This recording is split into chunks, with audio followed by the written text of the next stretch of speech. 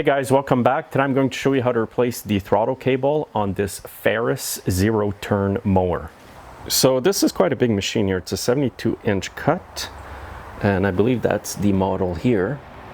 And this machine has the throttle up here. The cable runs under that, goes all the way here and to the engine. So to get started here, I will remove the knob from the throttle lever. Sometimes it can be hard to remove, so you might have to grab a pair of pliers to get it started. Then you'll need a number 4 Allen screwdriver to remove the 3 bolts. There's one here, one there, and one down here.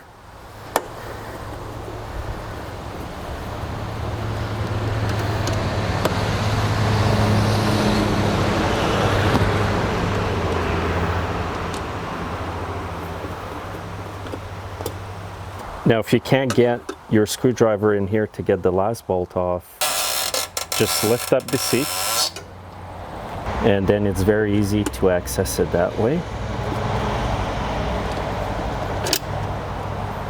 Now, the entire console will come off once you have those 3 screws removed. And now what I'm going to do is remove the 2 screws that hold the actual throttle mechanism or the whole lever assembly.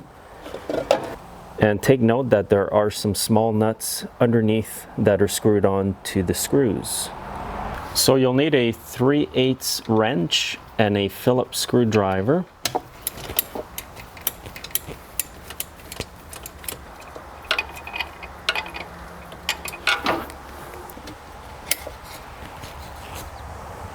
Once you get the second screw out, the whole assembly will come out.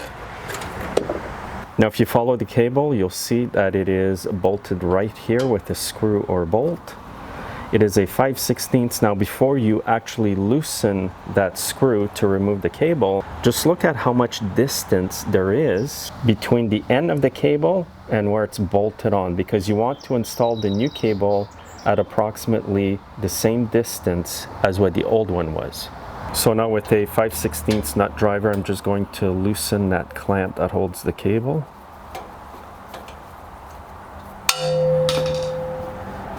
And just pull the cable out. As you can see, the cable is totally snapped, it's gone. And it runs through here.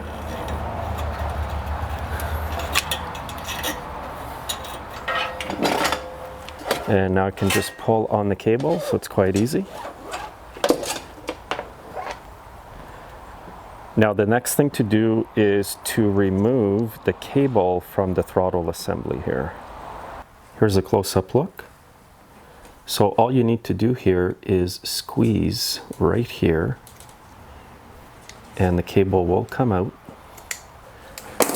And then you have a Z-bend at the other end that you will just pull out of the lever. And that's it. Now here's the new cable. And I'll give you the part number. Here it is. And I will also put the part number in the description, 5101072. And now to put the cable back on, start with the Z-bend going into the lever. So just insert it in like that. And then bring the plastic part here and just squeeze that in. It'll get clipped in there, and that's what you want. It's that simple. And now what you want to do is just run the cable behind here. Now put the throttle assembly in right here. And now get the screws with the nuts started.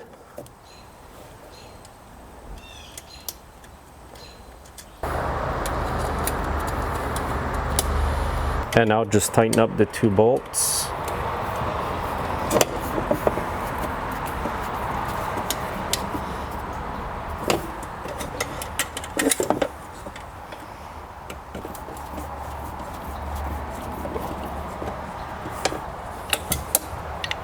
And here's a close-up look here.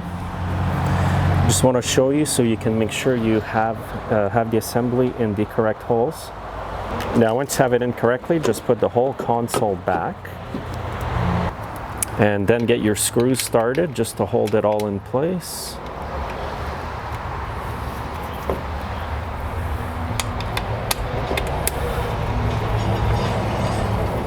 And don't forget the third screw at the bottom here.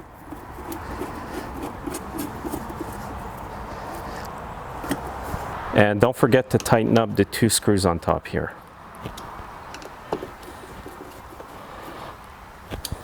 Now before putting the knob back on the lever, I'm just going to put a bit of Loctite 680 retaining compound.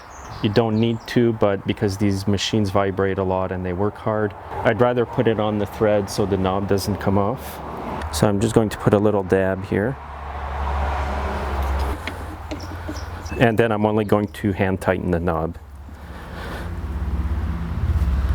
So now I'm running the cable through here, and it's going to have to go to the part that it connects the end of the cable to. And I'll just run it to the back here. Now if you look at that part here where I'm pointing with the nut driver, this is where the cable has to go in. The Z-band has to go in there. There's a small hole there. So what I'll do to make it easier to show you where the cable connects into, I'm just going to remove this plate here. There's 2 9/16 bolts, one on each side.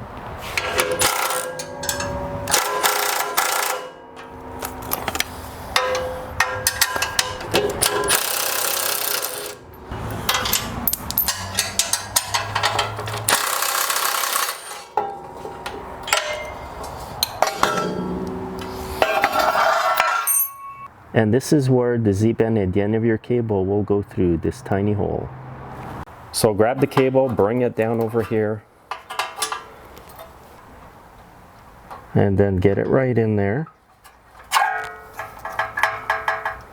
And now I'm going to put the cable under the bracket here.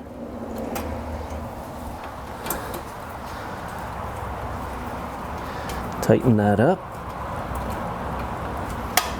I've left pretty well the same distance between the bracket and the outer part of the cable as was on the old cable. The reason you want to do that is so that your throttle will be working properly like before. Now I'll be starting the machine to make sure the cable is working properly.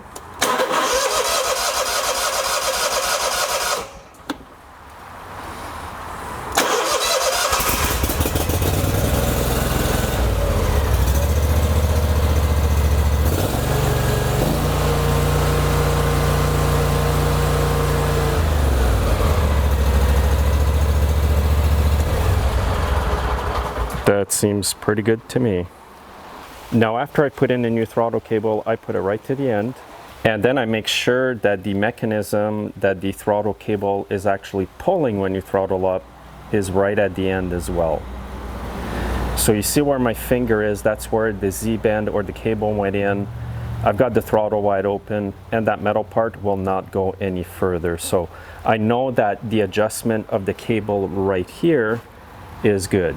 So what can happen if this is not adjusted properly, you may have the throttle wide open, but in actuality, the throttle on the car may not be open.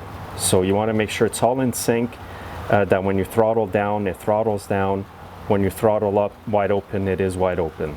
So basically what you want is the throttle lever here to be in sync with the engine speed. And once you're done, just put the plate back on. Now you may not have to take the plate off to do this repair, but it does make it easier when you reconnect your cable.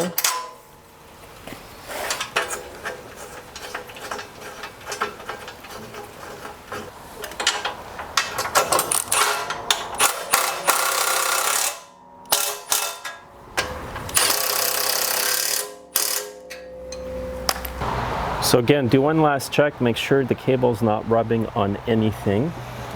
It's coming out through here, goes all the way there.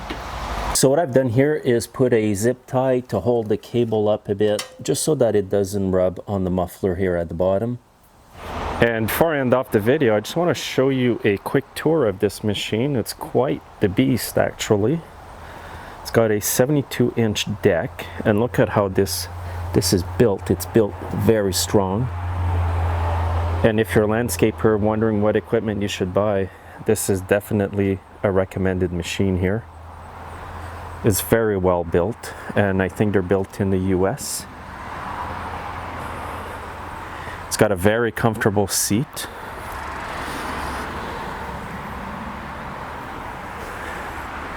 And as you saw earlier, you can lift the seat, and there's some stuff under there.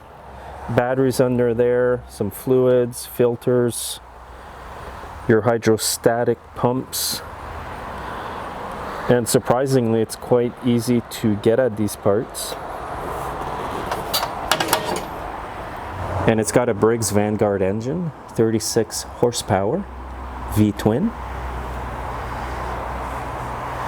It's got an awesome bumper at the back. Yeah, it's super nice. And you've got this here as well. That goes up. Very, very nice machine. There's even a gas gauge on this one right there. There's some LED lights.